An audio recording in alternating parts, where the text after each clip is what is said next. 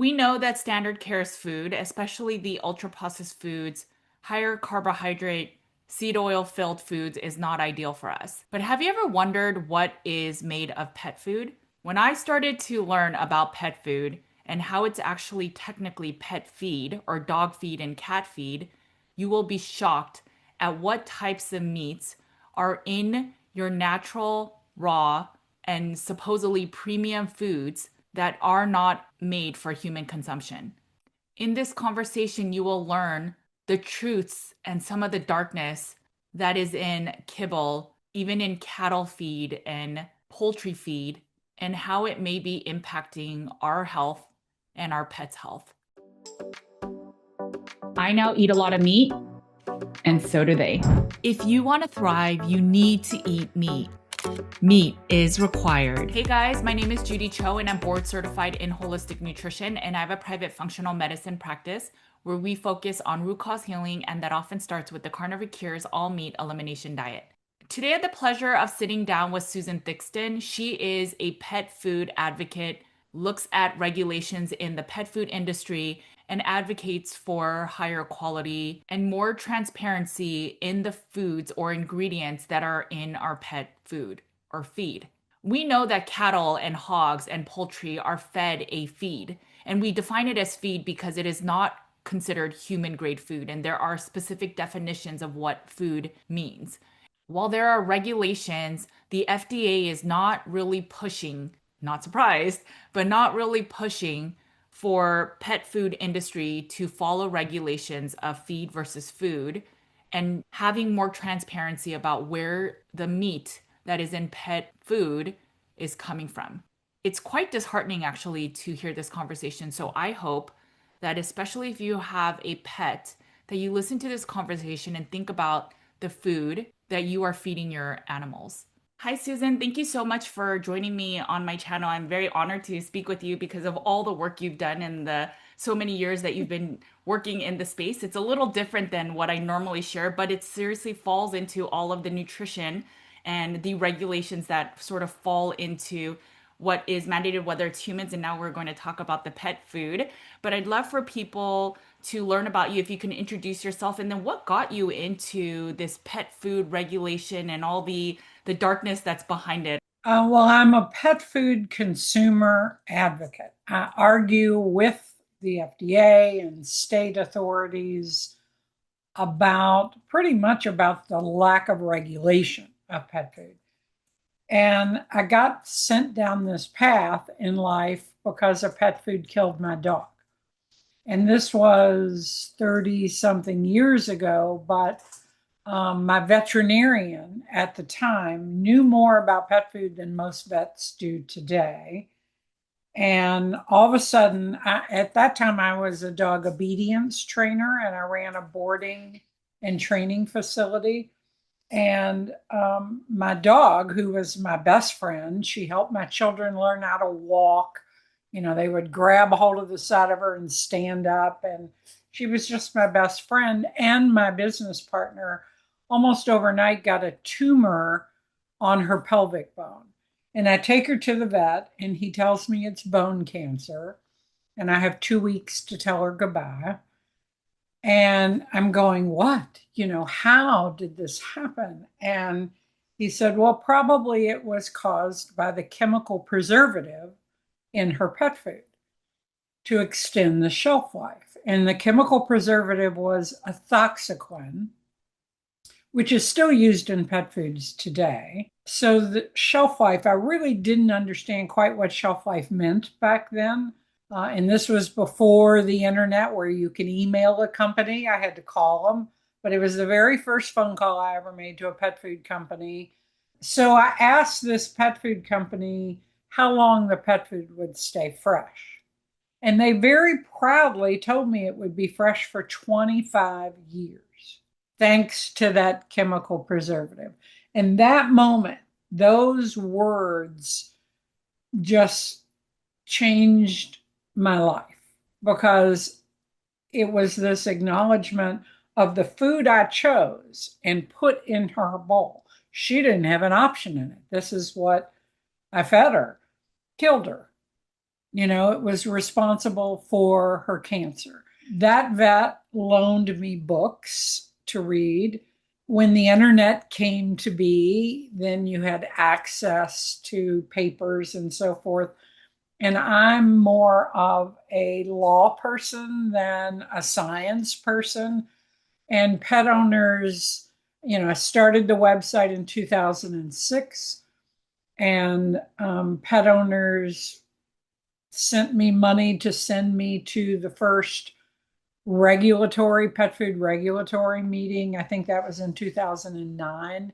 And it really resonated with me. And I've been studying the laws and arguing with authorities of why they don't enforce the laws ever since. The chemical that you talked about, were you ever able to prove that or something in the kibble that was causing this cancer in your pet? Well, ethoxyquin is a preservative that is linked to cancer. Okay. So, no, I wasn't able to prove it, but I know in my heart that, that's what happened. So, And even though there's research with the link to cancer and that chemical, although there's food dyes and there's toxins even in our human food yeah. that are carcinogenic, they won't remove it either. So, but I'm going to ask anyway. So there's no desire for the pet food industry to remove that chemical? No, what they use as ingredients will horrify you. To even consider that a chemical preservative or a dye is the least of the problems, Okay. but that's the reality of it. Pet food is used as a waste disposal system. So to give you an example, we don't know exactly how much waste is produced by the human food industry. But one insight we get to that is through the USDA. Quarterly, they produce a document that discloses how many animals were slaughtered, livestock, which is cattle and hogs, Right. and poultry, which is chicken and turkeys, and how many of those slaughtered animals are condemned. When you look at just the condemned animals, it is millions and millions of pounds quarterly. They have to dispose of this waste somewhere. Can you define what you mean by condemned? The US deems it's inedible, Okay. that it cannot be consumed by humans for reasons of disease or quality of the material is considered inedible per federal law as food. But the FDA gives direct permission to the pet food industry to utilize that material in pet food significantly with no disclosure to the consumer. At the top of my website, when you go to the homepage, that's a direct quote from the FDA. We do not believe that the use of diseased animals or animals that have died otherwise than by slaughter to make animal food poses a safety concern, and we intend to continue to exercise enforcement discretion. Enforcement discretion means they're not going to enforce the law. So they allow diseased animals, this would be condemned material, and animals that have died other than by slaughter. So that opens another can of worms. That is animals that have died on farms, animals that have died in catastrophic events, such as in 2017, Hurricane Florence, I think it was 2017, Hurricane Florence came in North and South Carolina and caused massive flooding. And there were 3,000, 5,000 hogs that died in their confinement barns. Okay. And there were more than 3 million poultry in their confinement barns that drowned. Those states, in partnership with the FDA, when the floodwaters subsided, allowed bulldozers to come in and take those decomposing, bloated, horrible carcasses, bulldozed them out, sent them to rendering facilities. That material was cooked, ground, cooked, and sold to pet food with no disclosure to the consumer. Those are animals that have died other than by slaughter. I mean, it's horrifying. So when you want the FDA to do something differently, it is an official process, a document that you file called a citizen petition. That quote from the FDA I just read you was in response to a citizen petition that I asked them to stop allowing diseased animals and animals that have died other than by slaughter into pet food, or at the very least, disclose it to the consumer. And they said no. They think it's safe. And by the way, FDA claims to be a science-based agency. So I filed a Freedom of Information Act request asking them for the science. They base this belief that diseased animals and animals that have died other than by slaughter are safe for pets to consume.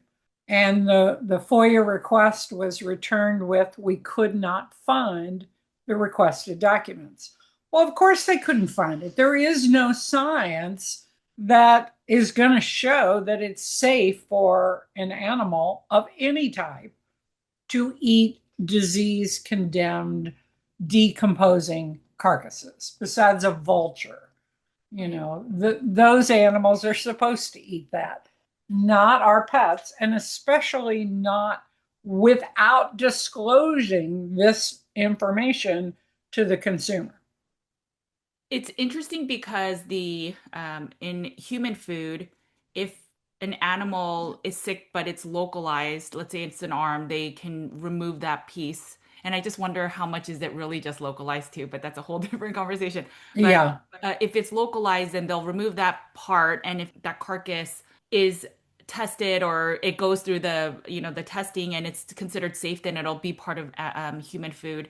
But if there's any infection, if there's disease, if there's emaciation, they will, like you said, it's deemed unfit for human consumption.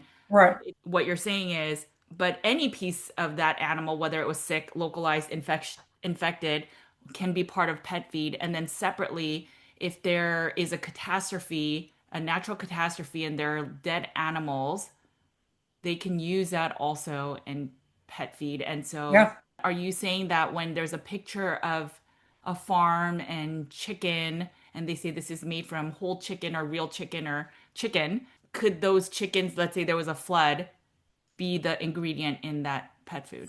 Hey guys, just a really quick break. Nutrition with Judy's private practice is now called Empower Functional Health. I started as a nutritional therapist, but we have become much more all-encompassing. At Empower Functional Health, we do functional medicine, chronic illness, autoimmune, gut health, environmental illness such as SIRS, mold illness, Lyme. Regardless of all these names, the goal for us is always to get you root cause healing answers. And of course, carnivore, the all meat elimination diet is always on the table. Food, the right food, is always medicine. We offer functional tests, prescription meds, and really everything to get you closer to root cause, where you can just eat the meats you enjoy and live the life that you are meant to symptom-free. The goal is to get off meds, supplements, and everything else that your body no longer needs support in.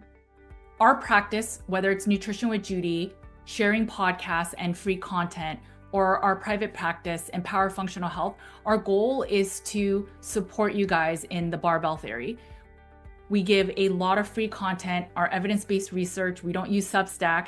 We give all our stuff away for free. We interview with the best and make it super tactical so you have clinical pearls that you can walk away with and try in your own healing journey. And then we work with some people in a smaller subset, one-on-one, to provide that level of personalized care. And as we heal these people that are chronically ill, we find these clinical pearls and golden nuggets that we can share then more publicly so that we can make wellness for all.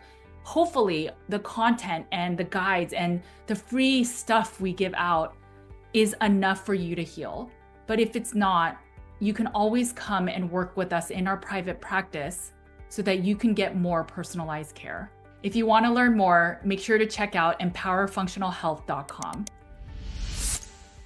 Well, another way they get away with this and to keep it all hidden from consumers is, so we look at, say you're going to the grocery and you look at a chicken TV dinner. Yeah. Okay. When we see chicken on the label, we understand that that means human edible chicken. And the legal requirement of chicken in the US is that it meets the requirements of the Poultry Products Inspection Act. Okay. But it's edible, deemed by the USDA. USDA is the governing agency over foods that contain more than 3% meat, except for pet food. Pet food is all FDA jurisdiction. But when we go to the pet food aisle in the same grocery and we see, even if it has a picture of a roasted chicken on the label, chicken in pet food has a separate, completely different legal definition than human foods. Pet food chicken holds no legal requirement to meet the Poultry Products Inspection Act, holds no legal requirement to be edible. And it's the same with every other ingredient in pet food. They all have a completely separate and often very different legal definition than what that same named ingredient is in human food. And actually, their federal law prohibits that. Federal law says that two different foods, and these are very condemned chicken and USDA inspected and passed chicken, are absolutely two very different food items. Okay. One of them isn't even food. It's condemned. It wouldn't be allowed to be food. And federal law requires that they have two separate identities, a common and usual identity name of this ingredient. I have another citizen petition in with FDA now. I've had it in for 3 years, citing these laws, saying you can't do this. This federal law does not allow you to. Pet food chicken is completely different than human food chicken. You can't call them chicken, both of them chicken, because it's confusing to the consumer. That's what these laws are for, is to protect consumers. FDA is required to respond to citizen petitions within 120 days. I've been waiting 3 years, and we still don't have a response. There are foods that say human grade. Is that part of this marketing as well? No, actually, if pay no attention to websites, even though legally they are considered an extension of the label, nobody regulates websites for the most part. Okay. So ignore website claims.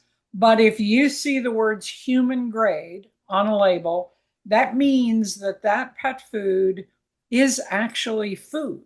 Oh, okay. It meets all the legal requirements of food. So all ingredients are edible. All manufacturing conditions meet human food safety manufacturing requirements, and that the ingredients and the finished product was transported under human food laws. So if you want to take all the gray area out of this and learning and asking questions of manufacturers, look for that human grade claim on the label. That means that product is actually food. And which circles us around to what most pet owners don't know, is that pet food is not considered food legally. It is considered feed, just like cattle feed and chicken feed. In state laws, it is even classified as a feed, even though food is on the label. And to me, that's another, people don't buy chicken food, they buy chicken feed. Right. Cattle feed. And it is understood that these products are different than food, not only that they're formulated to meet the nutritional needs of a chicken or a cow or a hog, but that they're for animals and they could be a lesser quality. They're feed. Okay. It's my opinion that pet foods, unless they are meet the legal requirements of food, that it's confusing to consumers. They should be called dog feed and cat feed and include feed grade chicken. So many labels have that picture of a roasted chicken on the label. None of them are roasted. None of them. You see a picture of a steak with grill marks on it. None of them are grilled. That's all misleading advertising that shouldn't be allowed, but it is. And it should be classified as made with pet feed chicken. We it's not fair to the consumer to not know what they are buying, to not be informed. So also with human food, I'm getting off on a real tangent No, here. no, please. Also with human food, if you wanted to look up, if you went, well, this woman Judy has on her show today is crazy, and I want to look up laws in pet food. You can't. They are all privately owned, and you have to buy the book. I'll even show you. This is an older book. This is the book. You have to buy this book. $125, $130, something like that a year. These are the regulations and the ingredient definitions Oh, in pet wow. food. So, So if you wanted to look up the rules on chicken in your food, it's all public information. It's tedious and boring and a pain to read, but it's all public information. You have the opportunity to access this information if you want. With pet food, you have to buy it. That is another way of them smoke and mirrors, keeping all of this hidden, keeping consumers in the dark to what they are actually feeding their pets. if I were to buy that book and then put it out on my website and just listed it, would I get copyright infringement? Yeah, it's Okay. copyright protected. The Wow. Okay. states even adopt it. So I'm in Florida. The state of Florida adopts these laws by reference, meaning they're protecting AFCO's copyright and they don't publish the laws. Even industry itself, if one of your listeners, your viewers hears this today and go, this is crazy, I'm going to start a pet food company, they would have to buy the book themselves to even know how they are going to be regulated. It's insane.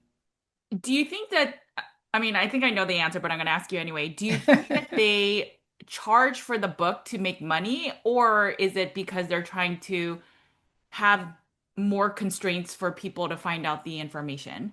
I think it's just historical how they've done it. The AFCO is an organization. AFCO stands for American Association of Feed Control Officials.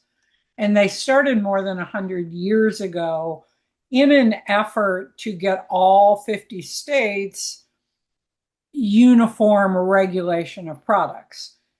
Here we are more than 100 years later, and we don't have that. But I think the book was a means for the organization to support itself. All these things cost money to have meetings and so forth. It costs money. But laws need to be public information. Right. The whole process of writing laws is required to be a public process, and And they it's won't share. not necessarily.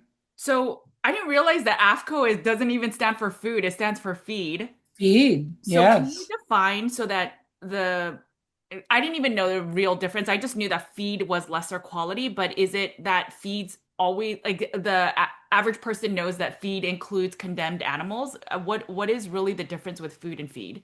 The legal definition of feed grade, but it states in the legal definition that it abides by law unless regulatory authorities allow it to violate law.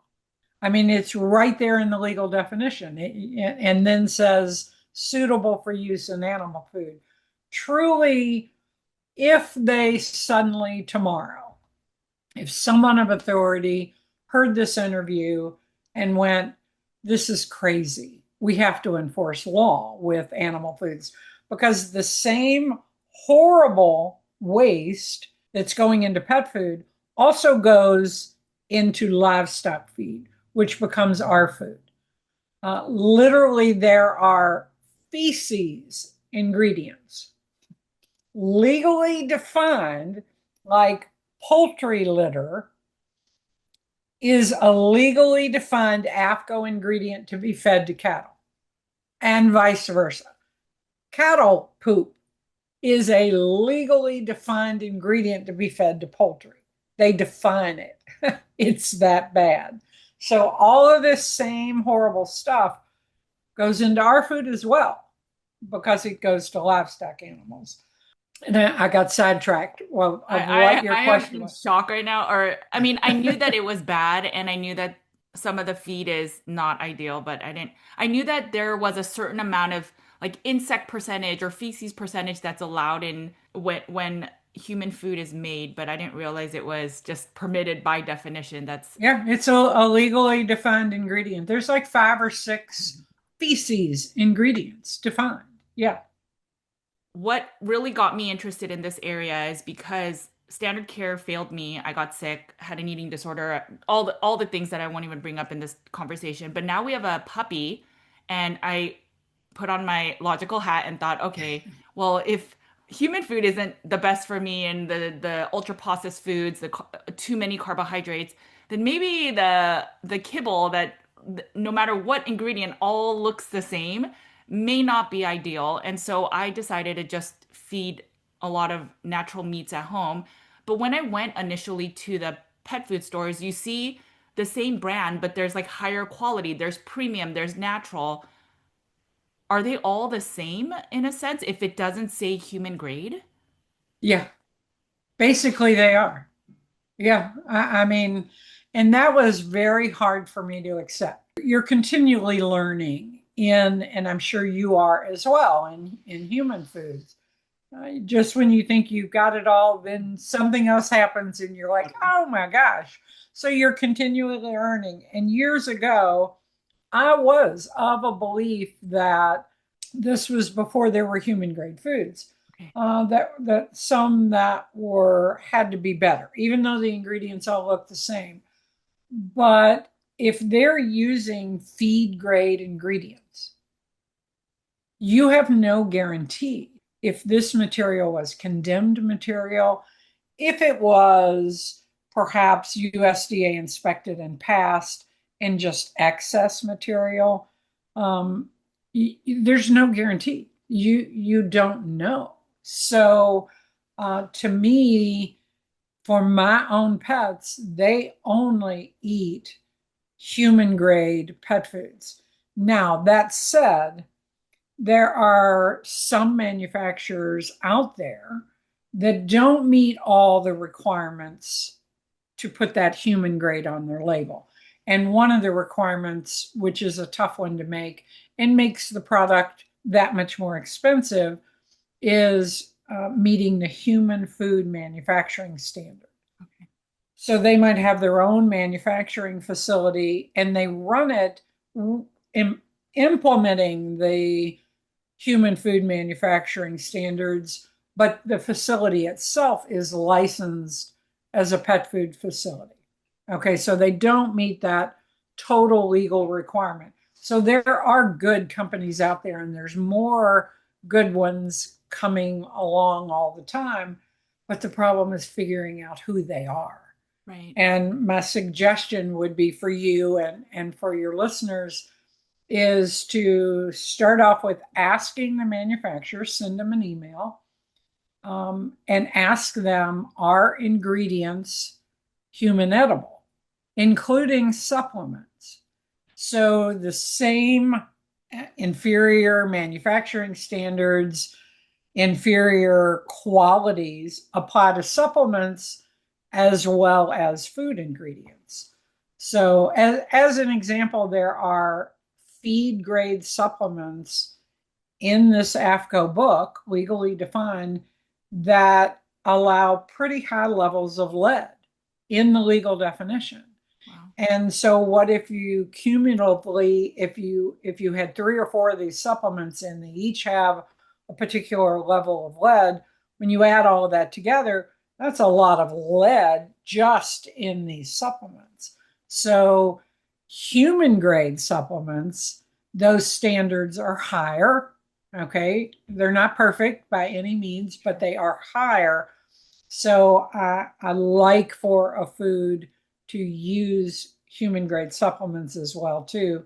And if they don't, if they're trying to cut the costs down, which human grade supplements cost a lot more money than feed grade, then they need to do testing.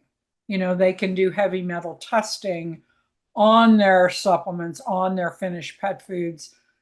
So your first question to start off with is, are your ingredients, including supplements, human grade?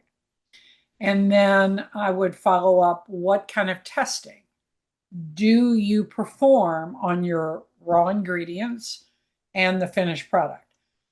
You might not understand. I'm not a scientist, so I don't always totally understand what those tests are, but you can do a quick search and find out, understand a little bit more about that.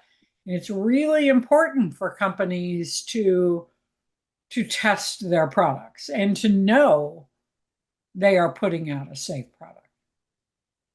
If we were to call and ask, is your food feed grade or food grade, would that delineate any bit or no? Yeah, they and a lot of them will tell you, oh, well, we're only feed grade because we're made in a pet food facility, Oh, which would be a true answer. Okay, that would be true because if the facility is licensed for pet food manufacturing, that automatically makes them a feed grade facility. So that's where being very specific and asking if ingredients are USDA inspected, like meats. Are meats USDA inspected and passed? The and passed is a significantly important thing. there's a whole section of pet food that's now refrigerated. It says raw. When it says raw, is that good enough or is that also kind of blurry? They can be feed grade and source horrible quality ingredients as well too. It is not limited to the higher processed foods. It can be any pet food. There have been FDA warning letters against some raw pet foods where the FDA said they're sourcing animals, their meats from animals that have died other than by slaughter. Horrible thought. And they are putting it in their finished product as raw. Wow. Yeah. Yeah. I think the devil's advocate side of me thinks, okay, so if all of this is happening, I would suspect that a lot of pets and then even maybe the owners that maybe gets disease maybe through, exposure to the pet, that we would hear of more illness. What would you say to those thoughts? Well, if you look at pet health, okay, now cancer statistics in pets pretty much match or even greater than humans. I think 10 out of 10 or 9 out of 10, it's a horrible statistic that by 10 years old, it's like almost expected for a dog or a cat to have cancer. So diabetes, I mean, it goes on and on and on. Part of it is the ultra processed foods, which, if we circle back to that, some of those ingredients in a kibble pet food have been cooked up to 4 times by the time it finally gets to your pet's bowl. So that's a lot of processing. So minimally processed helps. And raw, a lot of pet owners, I feed my own pets. I have 5 cats. two dogs and a bird. My own pets, even the bird, we make their food. You've got to follow a good recipe to make sure that you're giving them a balanced diet with all the nutrients in the right levels. But it's not rocket science. So it's a little scary at first. When I first started cooking for the pets, the dogs and cats, I just knew they were going to just fall over. They were going to eat that meal and go boom and be dead, my cooking. But strangely enough, my cooking hasn't killed anybody yet. Okay. Pet food can't make that same claim. Mhm. So you just got to follow a good recipe, find good recipes to follow. It's not that hard. You can make up a big batch in advance and freeze it. So my own pets eat a combination of commercial raw, commercial cooked, and home prepared cooked.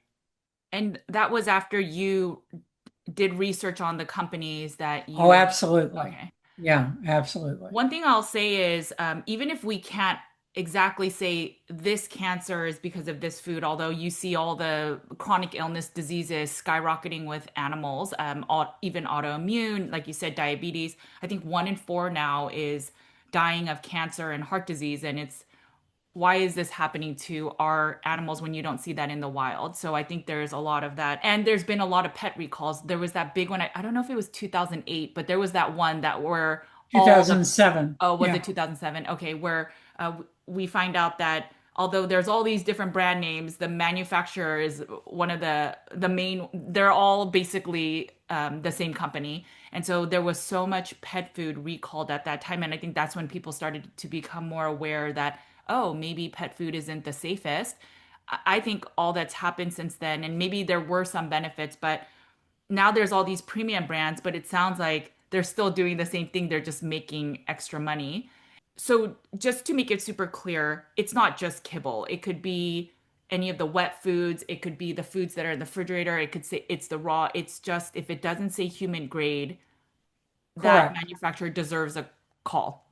Well, yes, there's no guarantee. The only Okay. guarantee to quality of ingredients and quality of manufacturing standards that pet owners have is that human grade on the label, and only when it's on the label.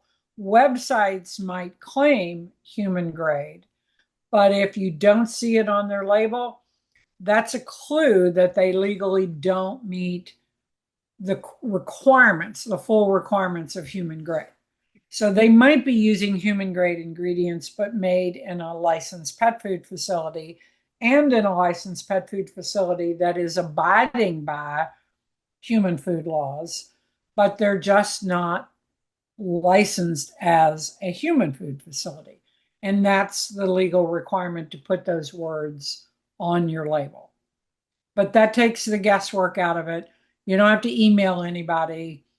There it is. Yeah. Okay.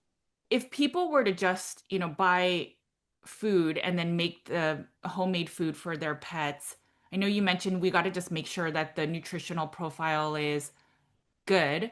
I dug into it just a little bit. I know that AFCO uses, I'm forgetting the other name. NRC, Oh, NRC. National Research So Center. it Yeah, looks like they leverage NRC's research from over 25 years ago was the last book that they made. absolutely. And then they just sort of leverage that and then create their own requirements. I don't know enough about pet food nutrition, but one nutrient that I've done a ton of research on from the human side is vitamin A. And so I was just curious where their stance was because one, I see in the pet food it says there's all this nutrition and it's chicken, beef, liver, whatever the ingredients are, and then you see all the supplements under. So I wonder, okay, if it's all this natural food, why are they adding all these extra supplements? Because there's such a thing as toxicity or upper limits. But then I looked at that some of these have beef and then beef liver as the second one, and even in the products that are cheaper, liver is the second most highest food. And just from the human nutrition side, I know that liver has a lot of vitamin A. So then I looked at AFCO's definition of the upper limits, since at least they have this is minimal, this is normal, or, and I'm totally paraphrasing here, but they have a safer upper limit. And what I'll tell you is that 80 to 90% of vitamin A is processed and stored in the liver. So a 5 pound, our dog is just 5 pounds. So our 5 pound dog, their liver is super small. It's less than a pound. A 100 pound dog, I think the liver is maybe 2 to 4 pounds. I'm not entirely sure. I think humans are around the same. The humans upper limit of vitamin A because of the amount of research they've done, whether it's food grade or foods or supplements. The vitamin A upper limit is 10,000 IU. For pets, it does not matter if it's a 5 pound or a 100 pound. It is That 300. would be per 1,000 calories. It's The AFCO nutrients are based on a per 1,000 calorie basis, okay. so that in the But system sort of makes sense because your little 5 pound dog is going to eat less calories than that 60 pound dog who's going to eat a lot more calories. Thus, your little dog is getting less of each nutrient, which they need because they're eating less right, calories right. than the big, Yeah. So so we can compare it to just the 100 pound dog and then like the 100 pound human. So their upper limit is 333,000 per 1,000 Yeah. calories. Yeah. Humans, it's 10,000 IU, assuming you eat about probably 2,000 to 2,500 calories. So you could see the math is not mathing to me. So even if 333,000 is super, super high when a human comparable. So even if it's per 1,000 calories, that would make it then maybe it's 20,000 IUs from a human if we were to do the math. But for a dog, it's Yeah. 333,000. And so that I just you put my tinfoil hat right there, but that made me think, is the vitamin A so high and it's permitted because then they could use liver because liver is such a throwaway food product. I know it's highly nutrient dense, but it is super high in vitamin A to, I think, a point of toxicity. And so I just wonder how much is the nutritional recommendations proper? I know you're not in the nutrition space specifically, but I just don't know how correct the nutritional profiles are from AFCO and then NRC. the NRC. NRC is a I was thinking NRA. scientific, it's a government Okay. sort of agencies, science based, Okay. National Research Services. And they are who originally set the nutritional requirements for cats and dogs. But it's been many, many years ago, Right. and they haven't updated them since. And we've learned a lot since then. Most AFCO nutrients don't have a maximum. And one I can talk to you about is copper. Okay. Yeah. Okay. And then we circle back to liver. There has been an increase of copper storage disease, a liver disease in dogs Okay. over the last 10 years or so. Oh. And a veterinarian professor at Cornell, Dr. Sharon Sinner, documented all of this, researched it. I talked to another veterinarian whose own dog died of this disease.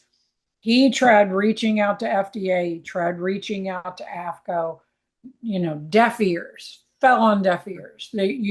Because there's no maximum for copper. You can put, there's a required minimum, but you can put as much copper in a pet food as you want. Then you add in, we've done the testing in our little network of pet food crazy people. I love it though. I um, love it. we've done testing of traditionally like factory farmed Okay. beef liver has very high levels of copper versus grass fed and finished beef liver has a much more reasonable Okay. copper level. So if it's in the liver, because they're using factory farmed animals, and then they throw in a bunch of supplements knowing that there's no maximum, Right. it's no wonder we see copper storage disease in dogs. So This Dr. Sharon Center from Cornell went to FDA, kind of fell on deaf ears, and they went, well, you got to go to AFCO to request that there be a maximum established. So she went to AFCO and they formed a working group. They refused to let Dr. Sharon Center participate in the working group. And they decided, well, they didn't have enough information. We can't set a maximum. So then it was proposed, well, can you allow manufacturers to voluntarily meet a maximum copper and then put that label, put that mark on their label? We have voluntarily, I'm paraphrasing, Sure. we voluntarily meet this maximum copper level to give consumers a little bit of assurance. AFCO wouldn't allow that either. Literally, a scientist, when any of this would be discussed of what would be the best for consumers, what conscientious veterinarians were wanting, there was scientists in the room at AFCO meetings that went to the microphone and just kind of bombarded with all of this. You don't have the data, you don't have this and that. Well, they were from the industry. These veterinarians were hired by industry.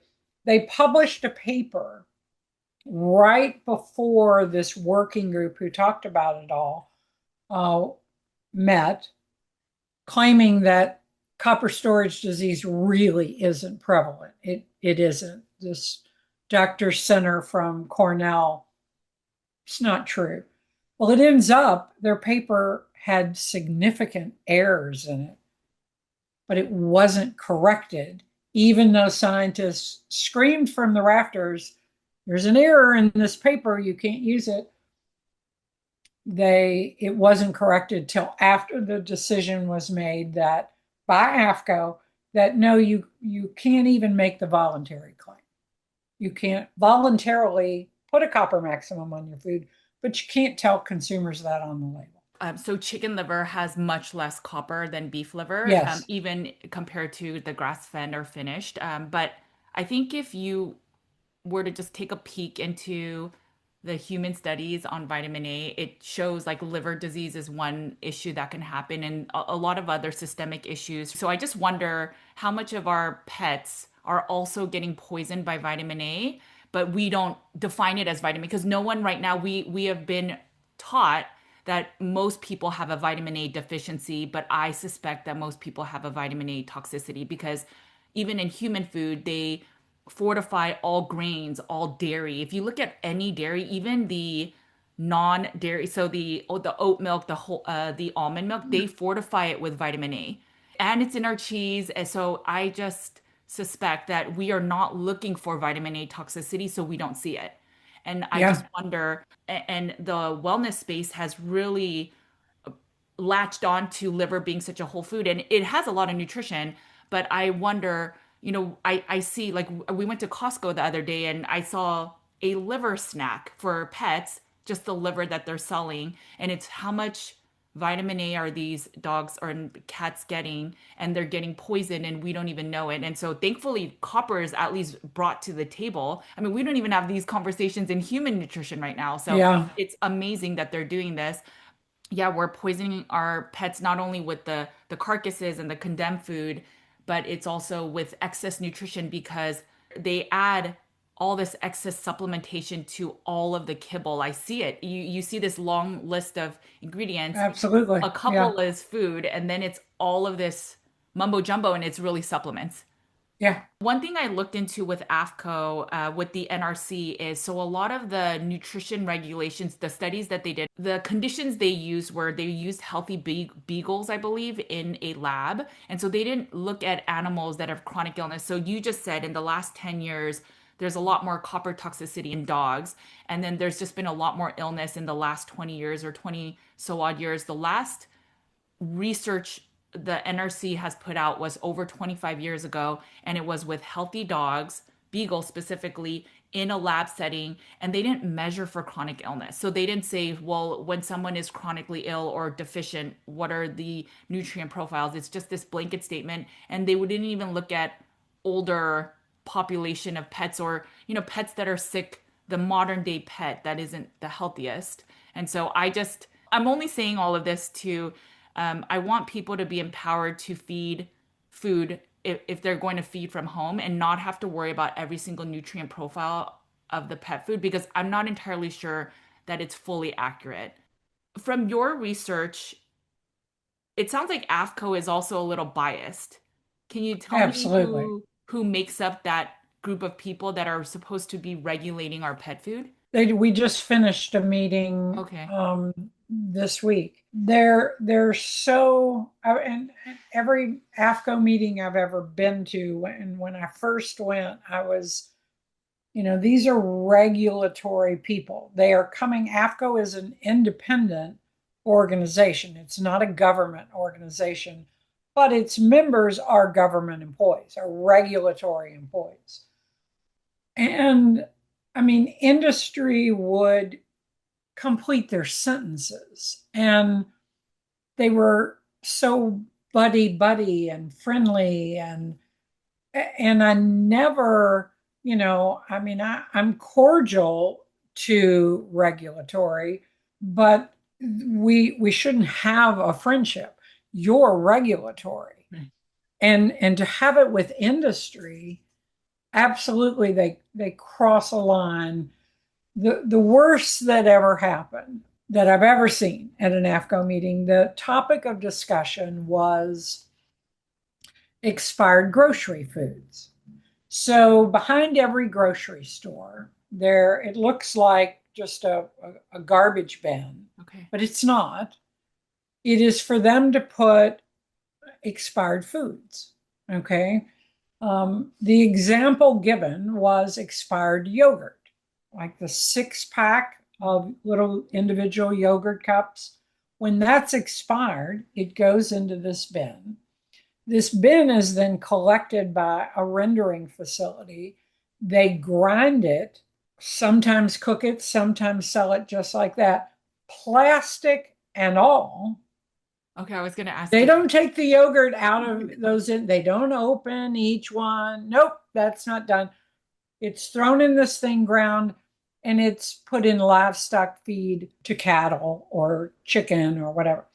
So a veterinarian friend of mine was at this meeting, and she went to the microphone. They're talking about the yogurt cup and it being ground. And she went, I don't want my daughter to drink milk with elements of plastic Right. in the milk.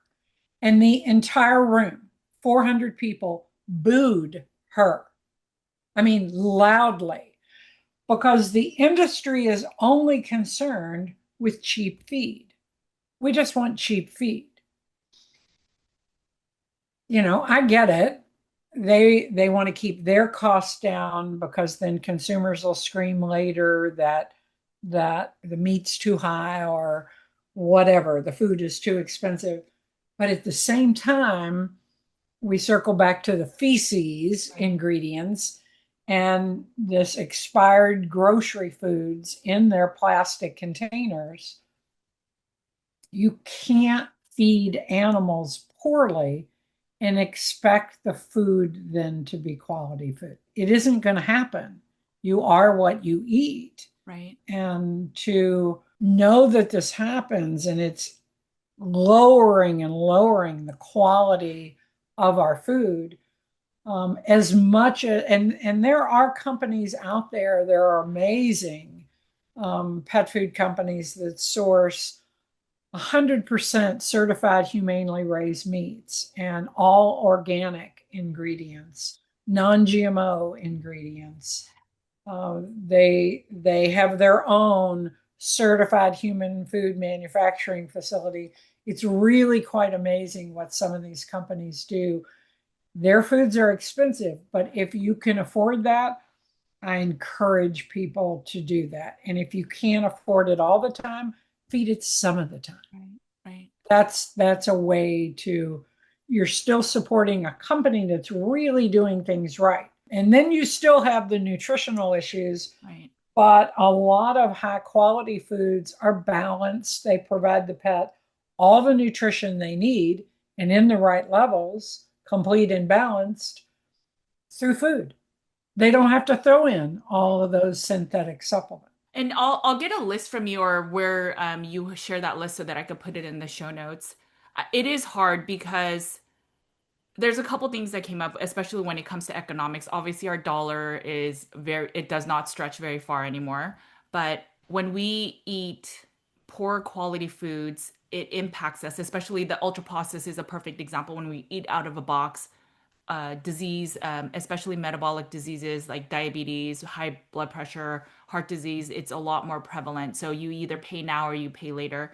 I understand that a lot of people don't always have the funds to pay now in a sense, but I also think that because so like milk is a perfect example. Milk is actually relatively cheap. It has not gone up that much, especially if you just buy the general not organic version or grass finished versions of milk or dairy or raw.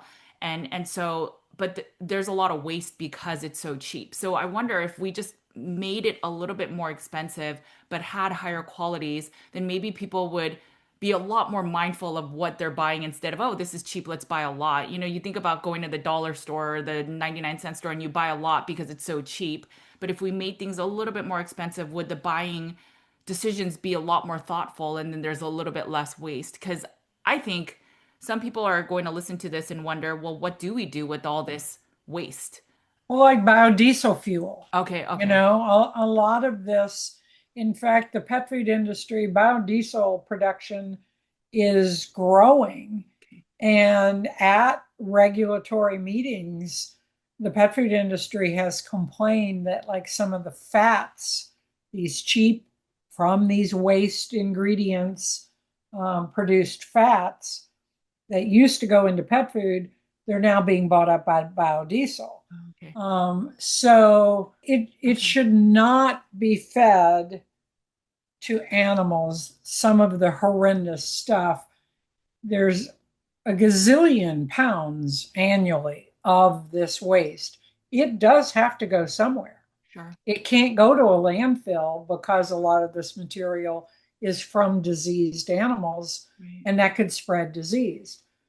But it could go to biodiesel, and I think, like, organic foods now, I'm amazed at the price in my grocery, how much organic foods have really lowered. And sometimes it'll be on sale, and you can buy an organic head of cauliflower for less than traditional farmed Okay. cauliflower. I mean, it just depends. But I think the more people support the grass fed industry, the pasture raised poultry industry, the pasture raised eggs industry, the more we support them. And even if we can't do it all the time, we're supporting the people who are doing it right, for one, which is good.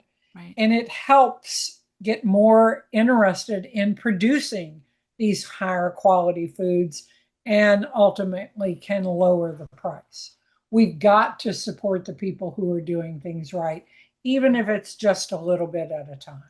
Right. I mean, that's one of the reasons why I wanted to have you on. I think most people don't know that the pet food is so bad and that 2007 allowed for some good players to come in, but there's also bad players that leverage that and have used the same type of food and just packaged it in a way bypassing a lot of the laws and putting the pictures on, slapping it on, and now making a lot of money. But I had a friend recently that their dog passed away and she was devastated. And she didn't know what happened. I suspect the dog was on kibble her whole life.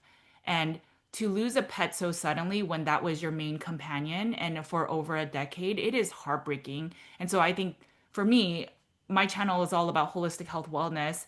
And I think it is so important that if you have somebody that you love and that is a part of your life, and a dog is the most loyal, no matter how we are with our dog, the dog is so loyal to us. And we've only had him for a few months. And I can see times this by years and how much I will be devastated because I've had dogs in the past and I haven't had one in 20 years because I was so devastated by the loss. Yeah. And so I Get get it. more than one, Yeah. get two, honestly. Okay. No, seriously, because if you just have one, and you lose that one.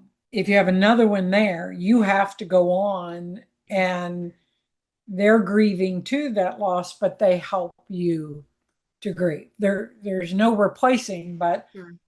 that's where I believe I think it's good to have multiple pets.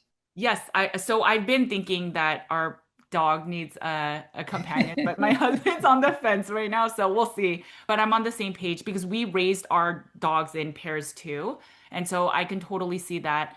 But for me, it's if we are trying our best to be healthy, but we are not thinking of our dog's own health. And then when they get sick and the surgeries are so expensive and you want to just spend, I don't know, like $10,000 just to get a few extra months in the dog's life. What if we just fed the dog well that it had extra years? And it looks like just from the Absolutely. preliminary research I did, it looks like dogs are dying and cats are dying earlier than they used to. And so if we can prolong their life, I mean, that's that much more joy that it'll bring you. And so I think that's why this conversation is so important. And it is really disturbing. I mean, just because humans can't eat a diseased animal, so therefore our pets should, are the pets that we love and we know are so loyal to us, like that is very, very disheartening. And so I think the work that you do is so, so important.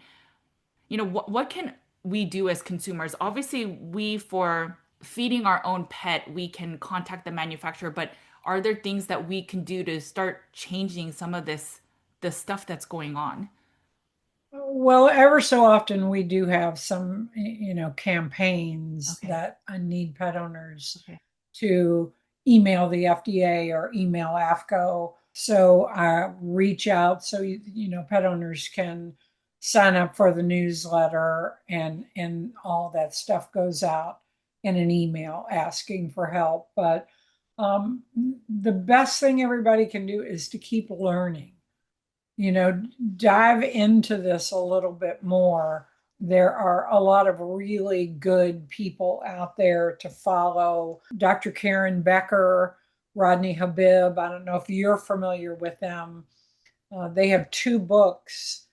I think both of them were New York Times bestsellers, The Forever Dog and The Forever Dog Life. And the Forever Dog Life book was the second book, and it's like a cookbook. And it's got dog food and cat food recipes. It's got recipes in there for natural flea treatments, for natural shampoos, because all these things kind of collectively can add up and can be exposure that your little 5 pound pet you're not thinking about can be exposed to. So those two books are great. Dr. Judy Morgan is another one that is a great one to follow, and just keep educating yourself. I'm just one small part of it, and I'm not a veterinarian, so I do stick to the regulation side, which I think is important for pet owners to understand that there are laws, but they're not being followed. And occasionally we need to scream from the rafters to FDA or to our representatives in Congress and say, hey, what about our pets? So, but just keep learning. That's my best advice. Just keep learning. Yeah, and I think if we start digging into the pet feed, then we're also understanding that it also impacts our food because, like you said, it impacts the cattle feed. And we don't really know exactly what's in feed. I think most people, including myself, thought that yes, they get the GMO corn and the soy, but it sounds like there's a lot more other stuff that's part of it, which is pretty disturbing. But what is the 4Ds? You talk about that pretty often. 4D stands for dead, dying, diseased, and disabled. And all of that is condemned material. It's not allowed into human food. So, and guess where it goes? It goes into animal food. It legally, it is not allowed. Oh, That's the kicker of all of this. The Federal Food, Drug, and Cosmetic Act defines food is that what humans and animals consume. So pet food is legally, per federal law, a food. And adulterated food in those same laws is in part defined as a diseased animal or an animal that has died other than by slaughter. That's an adulterated food that is illegal in any food, including pet food. But FDA does not enforce that law with pet food. Do you think Yeah. that the pet food industry has paid them off not to regulate it? Like, what is it that they It's won't? waste disposal. Okay. It truly is waste disposal, because where are they going to put these billions and billions of pounds? It solves a problem, and Sure. it's a big problem, and the problem needs to be figured out Right. because it's wrong. It's illegal. The FDA is actually facilitating industry to profit from selling illegal ingredients. When you think about it, that's what's happening. The FDA is kind of opening the door, going, come on, I know it's illegal, but we're not going to lock you up. But they have, without that, where would they dispose of all of this material? And I don't have the answer to that question. I wish I did. I wish that biodiesel fuel is one area, but this is probably too much material even for them to process. It's so much. Where are they going to dispose of it? And if they did, the cost of a pound of hamburger, just traditionally, Right. not grass fed, not anything fancy, but a cheap pound of hamburger would triple or more per pound. Animals in shelters, the cost of pet food would perhaps even cause an animal shelter to not be able to afford to feed the animals they have. But they made this mess. They allowed this to get so far out of control. But if you think It, about all the money that's spent and the government spends on healthcare, pharmacy, and all those medications, if we are eating better foods, and granted they're 3 times more expensive initially, we spend $1 trillion on healthcare. So if the government can actually support some of the cost, the rising cost of food in the right way, not just GMO corn and soy, yeah, yeah. there are some solutions. So, but I think we just need to rip off the band-aid at a certain point, because this whole cycle, it's making us sick. And then in the end, we're allowing healthcare and pharma to become gazillionaires. Because if we I have think health, yeah. I think ripping off the band-aid is disclosure. Okay. If it's put on the label that it's feed grade chicken, let's just state it as factual. It's not chicken like in your food. Right. It's feed grade chicken. And I think if it starts with disclosure to the quality of all of the ingredients, then more consumers, because most consumers do not know this. They Right. think chicken is chicken. Yeah. Why would we think otherwise? I mean, why would you That's think the right. term is Yeah, different than the definition? that's right. So I think if we get that disclosure, which is what my citizen petition that I've been waiting 3 years Okay. for FDA's response is, that's what it addresses. And we have foundation of that transparency, the requirement of that transparency in law. It's there Yeah. already in law. So we'll see. We'll Yeah. see if they ever do anything. How good is the law if it's not enforced? Well, I mean, I know you said kibble can last 25 years, but what do they do with the waste of kibble? If kibble is not sold, what do It they do? can be fed to livestock. They have overruns, and they might have a batch that is didn't dry out good enough. It's sold to hog farmers, or they call it rerun, where they have a whole huge batch of pet food that didn't turn out exactly right, or they know there's some kind of problem with it. Well, they'll just take it back to step one again, grind it up, and mix it in Oh my God. with a new batch of pet food with no disclosure to the consumer in the end. Yeah.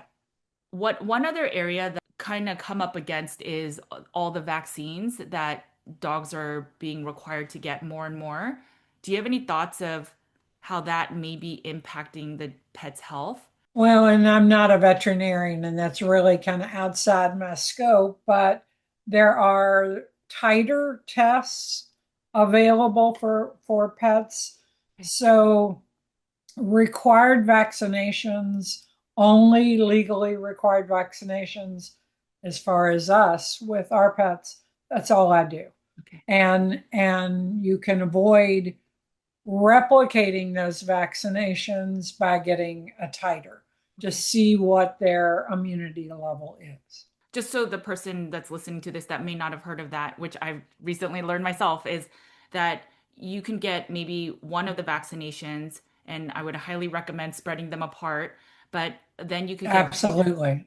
Yeah, titers. don't ever get more than one vaccination It at a is time. really hard to get that. So Yeah, since ours is a puppy, we had to go get for the distemper, the parvo, and I had to call around 5 different vets, and all of them are supposedly holistic, and most of them had the 3-in-1, if not yeah, now the COVID 1-in-1 shot. And so I had to call around to find the one that will you just give me parvo just this one time that I go in a smaller dose, and it's yeah, really hard to get that. But if you do that, then if you were to test for titers, it shows the level of antibodies in the animal, and correct. then you can show that look, this dog still has antibodies that are protecting them from these illnesses, so they do not need to get these annual Yeah, vaccinations. like a rabies every year. Some states it's every year, Oh, is some it? states Okay. it's every three. But research is showing that like a rabies vaccination can last 10 years even. Okay. So don't keep giving them that same vaccination every year when they probably don't need it. They already have the immunity. One thing the veterinarian said to me was that we neuter and spade a lot of our dogs super early.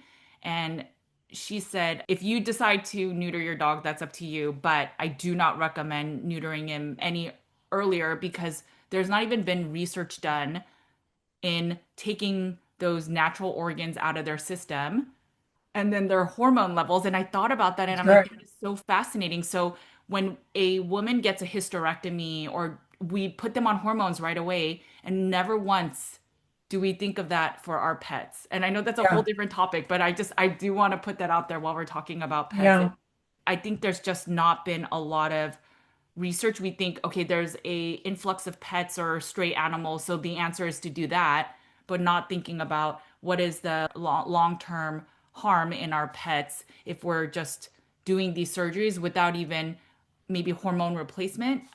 It's not even Well, they talked. can even do like a spay where they save the ovaries. Okay. Okay. And they can do a male neutering where it's like a vasectomy Oh, instead of removing the equipment, the okay. I didn't know. hormone producing equipment. And veterinary medicine is just starting to wake up to that now. But and like it's the ovary saving spay where they're just removing the uterus. Okay. It's hard to find a veterinarian that can do it, Oh, gosh. but it's encouraged because your body does need those hormones. Their body does need those hormones. Yeah.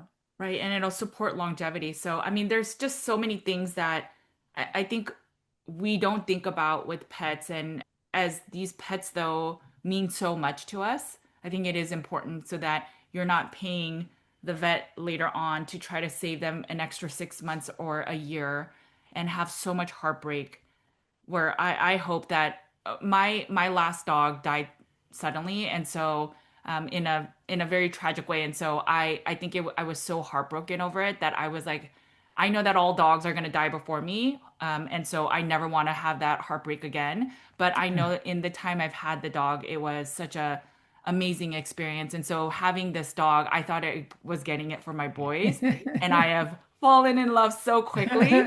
So now I'm becoming this crazy advocate, but I there's a little of worry that he will die early because of what I went through before. And so I'm trying to do all things right, but in the period of learning, I want to educate our community because I think it's so important. When our dogs get cancer or they die suddenly, we need to know that some of it is unknowingly some of the stuff that we're doing. And so the work you do is so important. With all that said, thank you so much for your advocacy and sharing your pain and doing something good with it. And I am very grateful for Well, what you thank you. are doing. Where should people start? I know this might be really overwhelming for someone that's had a dog for 10 years and now hearing about all this stuff. Where can they start? Do you have a starting point on your website of where they should start maybe reading, what they could, some steps they could start doing? On the website, not on the Okay. homepage, but on any post, if they click on a post on the right-hand side of each post, there's a section called Learn More. Okay. And these are downloadable PDFs and with 10,000 foot level information, but links to more information, so forth. So I think that's a good place to start. Yeah.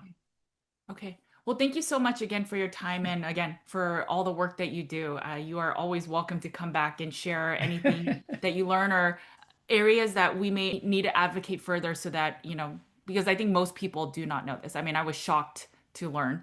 I thought Yeah. I knew kibble was bad. I just thought it was because it was ultra processed. It is way deeper and darker than that. So thank you Yes. again for your advocacy. Thank you. If you guys are shocked by this interview, you are not alone.